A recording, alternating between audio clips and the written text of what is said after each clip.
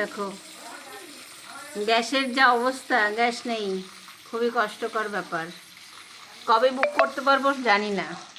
আমার সিলিন্ডার, আমার রান্নাঘর, এই যে এখানে আমি রান্না করি।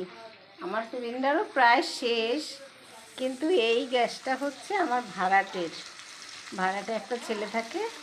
সে বলে গেছে, কাকিমা আমার সিলিন্ডারটা রেখে গেলাম, গ্যাসটা আসলে নিয়ে নেবেন। এই যে বাইরে সিলিন্ডার, এই যে এই যে সিলিন্ডার, এই যে সিলিন্ডার, হ্যাঁ এই যে সিলিন্ডার। একটুখানি আছে, ছেলেটা বললো কি, কাকিমা একটুখানি গ্যাস আছে। আমি তাড়াতাড়ি করে আমি রান্না চাপিয়ে দিলাম। আমার দরজার সামনে সব টেনে এনে ওভেনটা এনেছি, এখানেই বসিয়ে দিয়েছি। মাছের ঝোল ভাতটা যদি হয়ে যায় তো হবে, আর না হয় তো এখানে যেটুকু হয় হবে, তারপরে আমার গ্যাসে নিয়ে লাগাবো, আমার গ্যাসে করব। এই যে পেঁপে আলু কেটেছি আর মাছ ভাজা করছি, মাছের ঝোল আর ভাত হবে। এই যে এই পেঁপে আলু দিয়ে মাছের ঝোল করব, পেঁপে আলু, আর এই মাছ ভাজা হচ্ছে, আর এদিকে ভাত হচ্ছে। ভাতটা কুকারে বসিয়ে দিয়েছি তাড়াতাড়ি হবে বলে। বুঝলে বন্ধুরা, এখন যা গ্যাসের অবস্থা না, বলে বোঝানো যাবে না যে কী অবস্থা। আর আমরা তো একটু শহরের দিকে, আমাদের এখানে কাঠ ফাটের ব্যবস্থা নেই।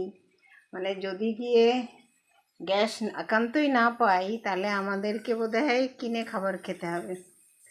আর হোটেলে তো বন্ধ হয়ে গেছে, পাউরুটি কিনে খেতে হবে। আমি তো পাউরুটি খেয়ে হজম করতে পারি না, খালি মুড়িটাই খেতে পারি। আমাকে বোধহয় খালি মুড়ি খেয়েই বাঁচতে হবে। এই অবস্থা, জানি না মাটাকে কী করবো, মাকে কী খেতে দেবো।